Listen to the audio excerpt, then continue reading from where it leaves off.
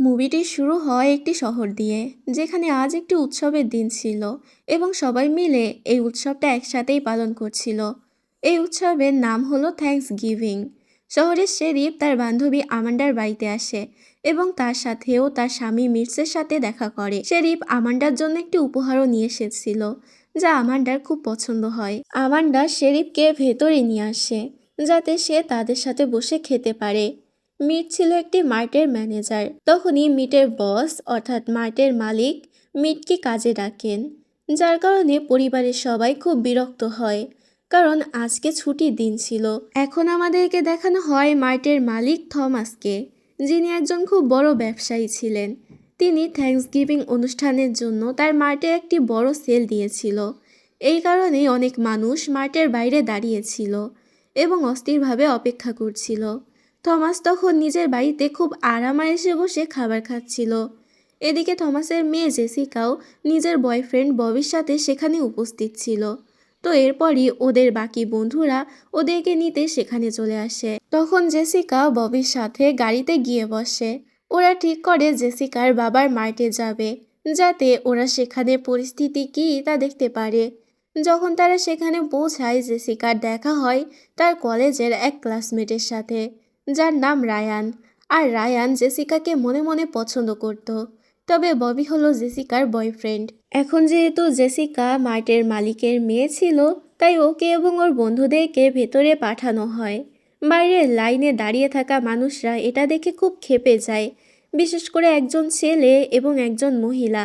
তারা খুব রেগে চিল্লিয়ে কথা বলতে থাকে, আর এরপরই তারা সেখানকার ব্যারিয়ার গেট ফেলে দেয়, যাতে সব মানুষ ভেতরে ঢুকতে শুরু করে। হঠাৎ এক মুহূর্তের মধ্যে বিশৃঙ্খলা ছড়িয়ে পড়ে এবং এখন মানুষ সমস্ত জিনিসপত্র লুটপাট করতে শুরু করে, যেন সেগুলো ফ্রি। এই ভিড়ে অনেক মানুষ পড়ে গিয়ে মারা যায়। জিনিস পাওয়ার জন্য ওরা এতটাই পাগল হয়ে গিয়েছিল যে কে মরছে আর কে বেঁচে আছে তাতে তাদের কোনো পরোয়াই ছিল না।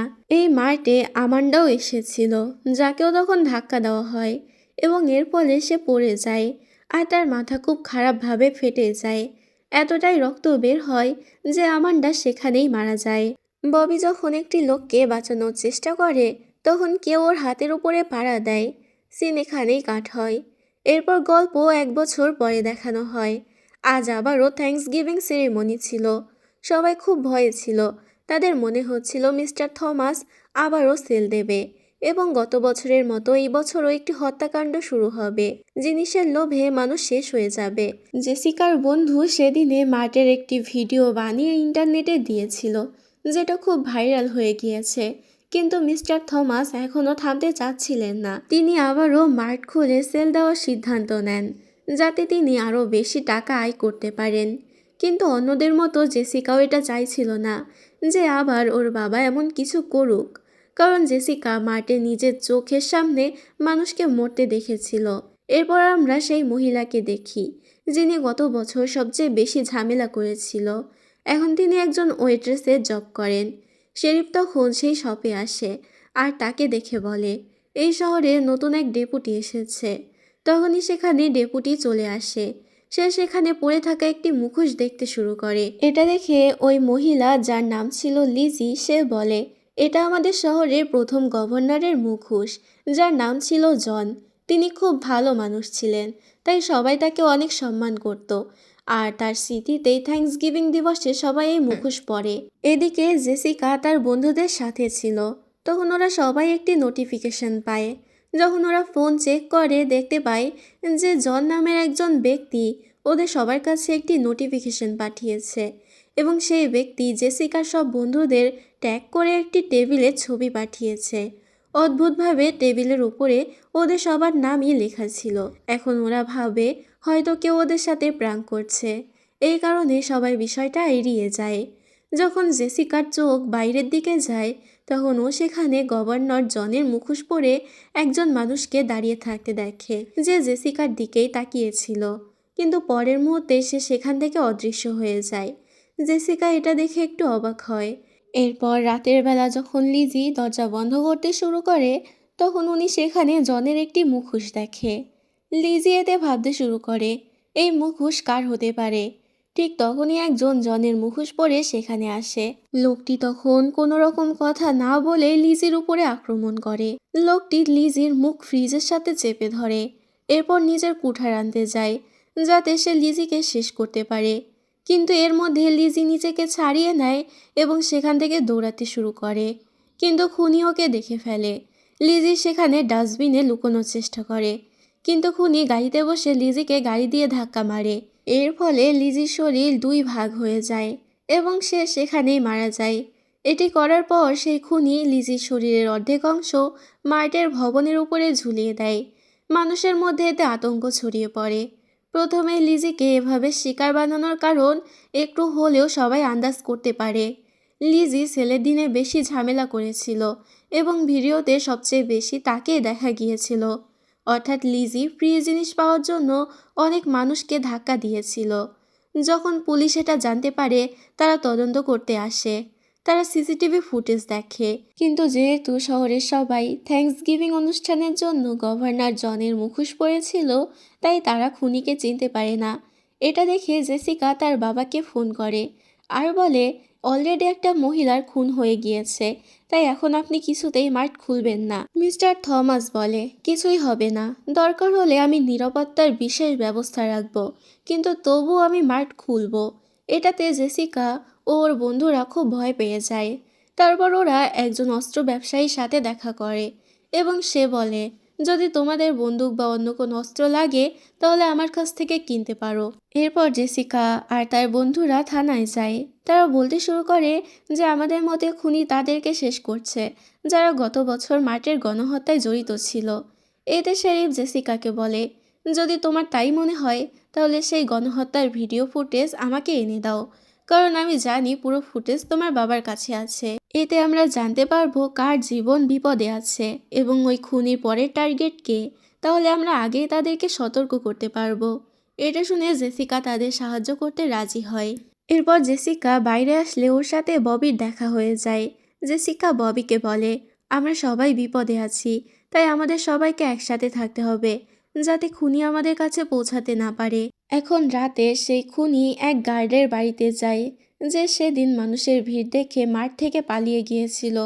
খুনি একটি ধারালো ছুরি নিয়ে সেই গার্ডের মাথা আলাদা করে দেয়, ফলে তার ভয়ঙ্কর মৃত্যু হয়। তারপর খুনি গার্ডের কাটা মাথা একটি ব্যাগে ভরে নিজের সাথে নিয়ে যায়। পরের সকালে খুনি আবারও জেসিকা এবং ওর বন্ধুদেরকে ট্যাগ করে পোস্ট পাঠায়। তবে এবার সেই গার্ড আর লিজির কাটা মাথা সেই একই টেবিলে সাজিয়ে রাখা ছিল, যেখানে জেসিকাদের সবার নামই লেখা ছিল। এতে সবাই খুব নার্ভাস হয়ে যায়, কারণ ওরা বুঝতে পারে ওরা নিজেও খুনির টার্গেট হতে চলেছে। এদিকে পুলিশ অনেক তদন্ত করে, কিন্তু তবুও ওরা জানতে পারে না খুনি কে।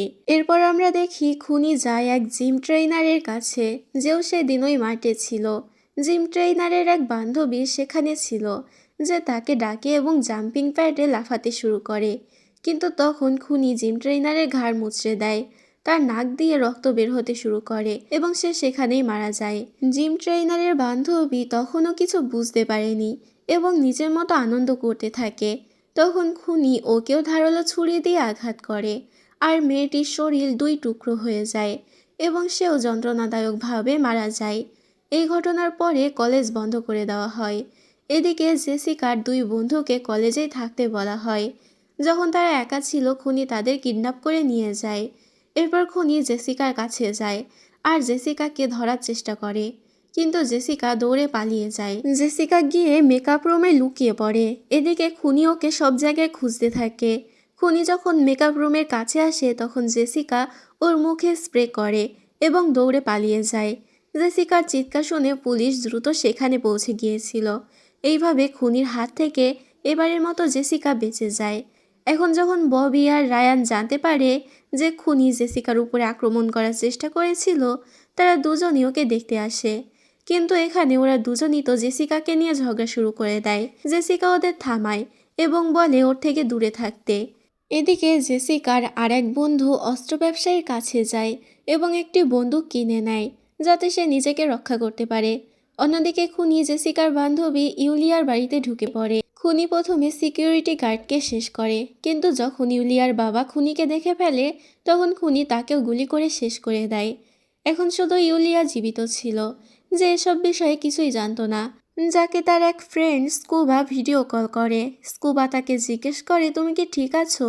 ইউলিয়া বলে, আমি ঠিক আছি, তুমি আমাকে নিয়ে চিন্তা করো না। তখনই কল চলাকালীন খুনি পেছন থেকে আসে এবং ইউলিয়ার 2 কানে পেরেক ঢুকিয়ে দেয়, যার ফলে হি হি করে রক্ত বের হতে শুরু করে। ইউলিয়া দৌড়ে পালাতে শুরু করে। স্কুবা ভিডিও কলে সবকিছু দেখে ফেলে, তাই স্কুবা সঙ্গে সঙ্গে ইউলিয়ার বাড়িতে যায় ওর জীবন বাঁচাতে। কিন্তু খুনি তখন ইউলিয়ার গলায় চাকু ধরে আর বলে, তোমার বন্ধু এখন আমার কবজায় আছে। এরপর খুনি ইউলিয়াকে একটি ব্লেডের উপরে ফেলে দেয়, ফলে ইউলিয়ার শরীর 2 টুকরো হয়ে যায় এবং ইউলিয়া সেখানেই মারা যায়। এখন এসব কিছুর জন্য জেসিকার বাবা ভয় পেয়ে যায় আর সিদ্ধান্ত নেয় যে এখন তিনি মাঠ খুলবে না, কারণ এটার জন্য অলরেডি অনেক মানুষ মারা যাচ্ছে এবং তার মেয়ের জীবনও বিপদে আছে। শেরিফ ওদেরকে পরামর্শ দেয় যে আমাদেরকে থ্যাঙ্কসগিভিং অনুষ্ঠানে অংশ নেওয়া উচিত, কারণ সেখানে অনেক ভিড় থাকবে। খুনি অবশ্যই সেখানে আসবে আর আমরা তাকে ধরব। এতে পুলিশের উপরে ভরসা করে সবাই রাজি হয়। পরের দিন যখন ওরা সবাই মিলে অনুষ্ঠানে ছিল, তখন খুনি সত্যি সেখানে আসে। খুনি এখানে একজন মানুষের গলা কেটে তাকে শেষ করে দেয়। তারপর সে সেখানে ধোঁয়ার বোমা ছুটতে শুরু করে, যার ফলে সবাই ভয় পেয়ে দৌড়াতে থাকে। চারদিকে বিশৃঙ্খলা ছড়িয়ে পড়ে। এরপর খুনি জেসিকা, ববি এবং জেসিকার মা বাবাকে অজ্ঞান করে এবং তাদেরকে অপহরণ করে নিয়ে যায়। এরপর যখন জেসিকার মা চোখ খোলে, সে নিজেকে একটি টেবিলের উপরে শুয়ে থাকতে দেখে। সে দেখে খুনি কিছু মশলা মিশিয়ে একটি সস বানাচ্ছে। এখন খুনি তার সারা শরীরে তেল লাগাতে শুরু করে, যাতে সে সস লাগিয়ে তাকে ম্যারিনেট করতে পারে, কারণ সে জেসিকার মাকে রোস্ট করতে চাচ্ছিল। যখন সে তার দ্বিতীয় মুখোশ আনতে যায়, জেসিকার মা নিজেকে ছাড়িয়ে সেখান থেকে দৌড়াতে শুরু করে। যখন খুনি তাকে টেবিলে খুঁজে পায় না, সে অনেক রেগে যায় আর একটা বড় কাঁটা চামচ নিয়ে সব জায়গায় তাকে খুঁজতে শুরু করে। জেসিকার মা গিয়ে ফ্রিজার রুমে লুকায়, কিন্তু খুনি সেখানে আগে থেকেই চিয়ার লিডারের লাশ রেখে দিয়েছিল। এটা দেখে সে ভয় পেয়ে যায় এবং দৌড়াতে শুরু করে, কিন্তু খুনি জেসিকার মাকে আগেই দেখে ফেলেছিল। তাই খুনি তখন পেছন থেকে কাঁটা চামচ দিয়ে জেসিকার মাকে আঘাত করে প্রথমে আহত করে, তারপর তাকে ওভেনের ভেতরে ঢুকিয়ে দেয়। খুনি ওভেন পুরো হাই হিটে চালু করে দেয়। জেসিকার মা রোস্ট হতে শুরু করে এবং এভাবেই সে ভয়ানকভাবে মারা যায়। এখন খুনি নিজের লাইভ ভিডিও শুরু করে, যেখানে সে জেসিকা এবং অন্যান্যদেরকে বন্দি করে রেখেছে। তারপর সে সবাইকে টেবিলের সামনে বসায়। ভিডিওর লোকেশন দেখে পুলিশ সেখানে পৌঁছে যায়, কিন্তু তারা দেখে সেখানে কিছুই নেই। আসলে খুনি লাইভে ভুল লোকেশন দিয়েছিল। খুনি সবার সাথে একটি খেলা খেলছিল। এখন খুনি আবারও লাইভ ভিডিও শুরু করে। সে জেসিকা ও অন্যান্যদের সামনে খাবার নিয়ে আসে, যা আসলে ছিল জেসিকার মায়ের রোস্ট করা মৃতদেহ। এটা দেখে সবাই ভয় পেয়ে চিৎকার করতে থাকে। খুনি তাদেরকে বলে, সেল দেওয়ার এবং ফ্রি জিনিস বিতরণের আইডিয়াটা জেসিকার মায়ের ছিল, এই কারণে তাকে পুরস্কার হিসেবে রোস্ট করা হয়েছে, আর এখন তোমাদের এর মাংস খেতে হবে। কথোপকথনের মধ্যে জেসিকা নিজেকে ছাড়িয়ে নেয় এবং বব নিজেকে মুক্ত করে ফেলে। এখন তারা দুজনে সেখান থেকে দৌড়াতে শুরু করে। খুনি এতে ওদের পিছু নেয়। সে তখন স্কুবাকে মারতে শুরু করে, যার ফলে স্কুবা অনেকটা আহত হয়ে যায়। তারপর খুনি জেসিকার দিকে যায়, কিন্তু ততক্ষণে জেসিকা জাল টপকে ওই দিকে চলে গিয়েছিল, মানে জেসিকা সেখান থেকে পালিয়ে গিয়েছে। যখন জেসিকা সামনে পৌঁছায়, তখন ও শেরিফকে অচেতন অবস্থায় পড়ে থাকতে দেখে। জেসিকা একটু দূরে যেতেই দেখতে পায় যে ববি জনের মুখোশ খুলছে। তাই জেসিকা বুঝতে পারে ববি হলো সেই খুনি যে সবাইকে শেষ করছে। যখন শেরিফ জেগে ওঠে, সে জেসিকার কাছে আসে। জেসিকা তাকে বলে সবকিছু ববি করেছে, ওই হলো আসল খুনি। এটা শুনে শেরিফ তাকে গুলি করতে শুরু করে এবং ববি সেখান থেকে পালিয়ে যায়। পুলিশও তখন ববির পিছনে পড়ে যায়। এদিকে বাকিরা বেঁচে যায়। শেরিফ জেসিকাকে সরি বলে আর বলে, আমরা তোমার এক বন্ধু এবং তোমার মাকে বাঁচাতে পারিনি, কিন্তু তোমার বাবা এবং অন্য বন্ধুরা বেঁচে গিয়েছে, তারা এখন হসপিটালে আছে। তখন জেসিকা শেরিফের জুতায় মাটি লেগে থাকতে দেখে। জেসিকা এতে অবাক হয়ে যায়, কারণ ও বুঝতে পারে খুনি আসলে ববি নয় বরং শেরিফ, কারণ খুনি ওকে জঙ্গলের ভিতরে তাড়া করেছিল, যার ফলে জুতোতে মাটি লেগে গেছিল। শেরিফও বুঝে যায় জেসিকাও সত্য জেনে গিয়েছে। তাই সে তাকে বলে, তোমার একা জঙ্গলে যাওয়া উচিত হয়নি। এ কথা বলে শেরিফ দরজা বন্ধ করে দেয় এবং সামনে এগোতে শুরু করে জেসিকাকে মারার জন্য। জেসিকা তাকে জিজ্ঞেস করে, আপনি এগুলো কেন করেছেন? শেরিফ বলে, আমি সারা জীবন একা ছিলাম। আমি ভালোবাসার আশা পেয়েছিলাম একজনের থেকে। সে ছিল আমার বান্ধবী আমান্ডা। আমরা একে অপরকে খুব ভালোবাসতাম। আমান্ডা খুব শীঘ্রই নিজের স্বামীকে ডিভোর্স দিয়ে আমাকে বিয়ে করতে যাচ্ছিল, কিন্তু তোমার বাবার সেলের কারণে আমান্ডার মৃত্যু হয়েছে।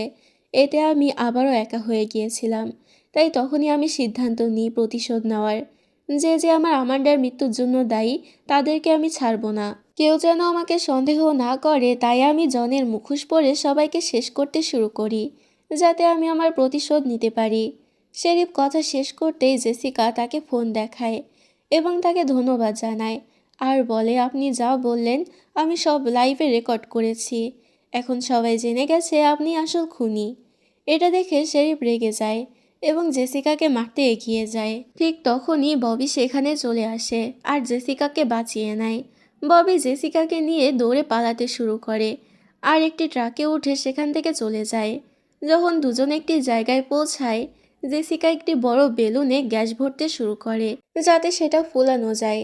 কিছুক্ষণ পরে যখন শেরিফ সেখানে পৌঁছে যায় ওদেরকে মারার জন্য, তখন জেসিকা সেই গ্যাস বেলুনে গুলি করে, যার ফলে ভয়াবহ বিস্ফোরণ হয় আর আগুনও লেগে যায়। শেরিফ এতে পুড়ে যায় আর ওরা ভাবে হয়তো শেরিফ মারা গিয়েছে। এরপর পুলিশ সেখানে আসে এবং খুনি মানে শেরিফের লাশ খোঁজাখুঁজি শুরু করে। ফায়ার ফাইটাররা আগুন নিভিয়ে সেখান থেকে যেতে শুরু করলে তাদের জিজ্ঞেস করা হয় খুনির লাশ পাওয়া গেছে কিনা। ফায়ার ফাইটার অফিসার বলে, ছাই ছাড়া কিছুই পাওয়া যায়নি। এতে নিশ্চিত হওয়া যায় না যে শেরিফ মারা গেছে নাকি বেঁচে আছে। রাতে যখন জেসিকা ঘুমাচ্ছিল, সে স্বপ্ন দেখে যেন শেরিফ ওর আলমারিতে লুকিয়ে আছে, কিন্তু যখন ও উঠে আলমারি খুলে দেখে তখন সেখানে কেউই ছিল না। কিন্তু আসল বিষয় হলো শেরিফ এখনও জীবিত ছিল। সিন আবারও একটু আগে চলে যায়, যখন আগুন নেভানো হচ্ছিল একজন ফায়ার ফাইটার দৌড়াচ্ছিল, যে আর কেউ নয়, আসলে শেরিফ। তো এই ভয়ঙ্কর এন্ডিংয়ের মাধ্যমেই এই মুভিটা এখানে শেষ হয়। আশা করছি মুভিটি আপনাদের কাছে ভালো লেগেছে। ভালো লাগলে অবশ্যই একটা লাইক করে দেবেন আর চ্যানেলটি সাবস্ক্রাইব করতে ভুলবেন না।